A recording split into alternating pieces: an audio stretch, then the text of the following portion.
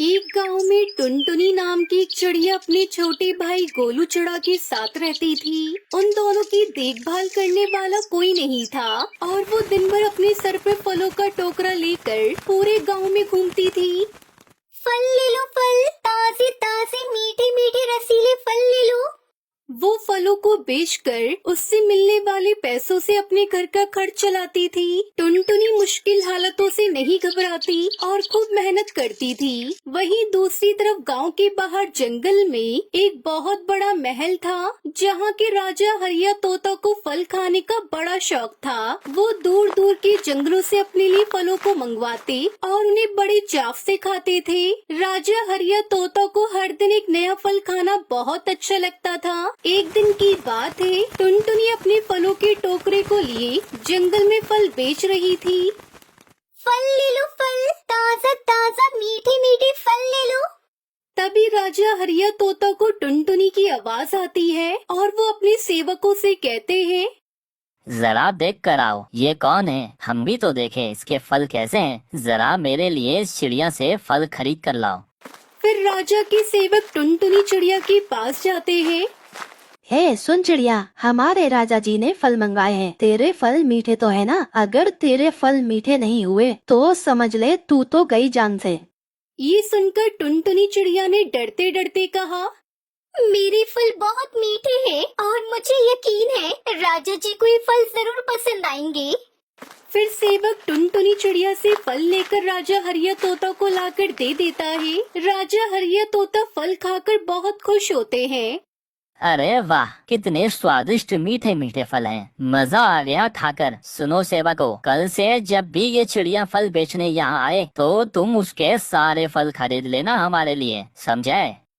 और अब जब भी टुनटुनी महल की तरफ आती तो राजा उसके सारे फलों को खरीद लेते थे और बदले में टुनटुनी को इनाम भी देते थे। इस तरह दिन गुजर रहे थे। राजा हरिया तोता सिर्फ टुनटुनी से ही फलों को खरीदने लगे और इस तरह टुनटुनी को भी खूब पैसे मिल जाते और उसका घर बहुत अच्छा चल रहा था। तभी एक दिन राजा हरिया तोता को पहाड़ों के फलों के बारे में पता चलता है। वो उन फलों को खाने के लिए उत्साहित हो जाते हैं और अपने सेवकों से कहते हैं, सुनो कालू कौवे, मैंने सुना है कि पहाड़ों के फलों का स्वाद बहुत ही अच्छा होता है और वहाँ के फलों की बात ही कुछ और है। हमें वहाँ के फल चाहिए, ये हमारा आदेश है। पर महाराज, पहाड़ों पर जाना असंभव है। वहाँ जो भी गया वो कभी वापस लौट कर नहीं आया। रास्ते में ही शिकारी चील उसे मार देते हैं। ये सब हम नहीं जानते हैं। हमें वहाँ के फल चाहिए, वरना जिंदा तो हम भी नहीं छोड़ेंगे।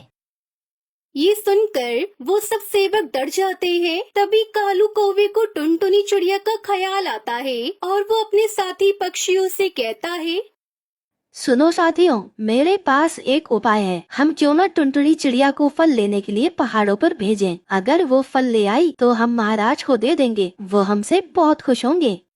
ये सोचकर कालू कौवा अगले दिन टुनटुनी चिड़िया के पास जाता है। सुनो टुनटुनी चिड़िया, महाराज का आदेश है, तुम्हें उनके लिए पहाड़ों से फल लेकर आने होंगे, नहीं तो वो तुम्हें मार देंगे। मगर पहाड़ों पर जाना तो असंभव है। मैं भला वहाँ कैसे जा सकती हूँ? ये सब हम नहीं जानते। तुझे तो वहाँ जाना ही होगा, वरना महाराज तुझे फांसी पर लटका देंगे। राजा हरिया तोता के इस आदेश के बारे में सोचकर टुनटुनी बहुत दुखी होती है। वहाँ जाने का मतलब है कि मौत के मुंह में जाना। हे भगवान, मैं वहाँ कैसे जाऊंगी? अगर मुझे कुछ हो गया तो मेरे छोटे भाई का क्या होगा? अगले दिन टुनटुनी बिना कुछ सोचे समझे हिम्मत करके राजा के आदेश को पूरा करने के लिए निकल जाती है। लेकिन टुनटुनी ये बात नहीं जानती थी कि पहाड़ों पर जाने के रास्ते में उसे शिकारी चीलों का सामना करना होगा। तभी कुछ देर बाद वो पहाड़ों पर आ जाती है। तभी चील उसे घेर लेते हैं। मजा आ गया। आज शिकार खुद चलकर हमारे पास आया है। कितने दिन से हम भूखे थे, आज हमारी भूख मिटेगी इस चिड़िया को खाकर। नहीं, मुझे छोड़ दो, मुझे जाने दो, मुझे माफ कर दो। जैसे ही वो चील उसे मारने के लिए आगे बढ़ते हैं, तभी अचानक वहाँ एक तेज रोशनी होती है और एक परी आ जाती है। वो अपने जादू से उन चीलों को वहाँ से मारकर भगा देती है और टुनटुनी की जान बचा लेती है। अरे बेटी, तुम यहाँ इस खतरनाक पहाड़ पर क्या कर रही हो? अगर आज मैं यहाँ नहीं आती तो यह चील तुम्हें मारकर खा जाते। टुनटुनी परी को राजा के आदेश के बारे में सब कुछ बता देती है। तभी वो परी टुनटुनी के सामने एक बड़ा सा फलों का घर प्रकट कर देती है और टुनटुनी से कहती है, ये लो जादुई फलों का घर टुनटुनी। इस घर में तुम्हें हर तरह के फल मिलेंगे। तुम्हें फल लेने के लिए यहाँ पहाड़ों पर आना नहीं पड़ेगा। आपका बहुत बहुत शुक्रिया परी, आपने मेरी सारी मुसीबतें दूर कर दी। फिर टुनटुनी चिड़िया खुशी खुशी उस फलों के घर को अपने साथ ले जाती है और राजा के आदेश को पूरा करती है और उन्हें खूब सारे पहाड़ी के फल खिलाती है। राजा हरिया तोता टुनटुनी के इस कारनामे से बहुत खुश हो जाते हैं और उसे खूब सारा इनाम देते हैं, जिससे टुनटुनी बहुत अमीर हो जाती है। अगले दिन राजा हरिया तोता का सेवक कालू कौवा टुनटुनी चिड़िया के पास जाता है और उसके फलों को देखकर वो बहुत हैरान हो जाता है। अरे टुनटुनी, ये इतना बड़ा फलों का घर तुम्हारे पास कहाँ से आया है? बताओ मुझे। टुनटुनी चिड़िया कालू कौवे को सारी बात बताती है। ये सुनकर कालू कौवे को लालच आ जाता है।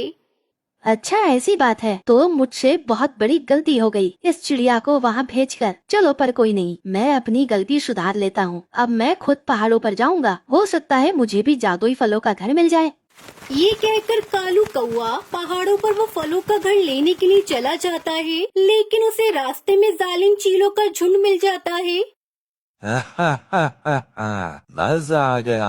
आज तो शिकार खुद चलकर हमारे पास आया है। आज तो दोस्तों दावत है, हमारी दावत। फिर वो शिकारी चील कालू कौवे को मारकर खा जाते हैं और इस तरह कालू ने टुनटुनी के लिए जो गड्ढा खोदा था, लालच के कारण वो खुद ही उसी में गिर जाता है। वहीं टुनटुनी अपने भाई के साथ खुशी खुशी अपने जादुई फलों के घर में रहने लगती है और अपने जादुई फलों को बेचकर वो अपनी जिंदगी गुजारती है।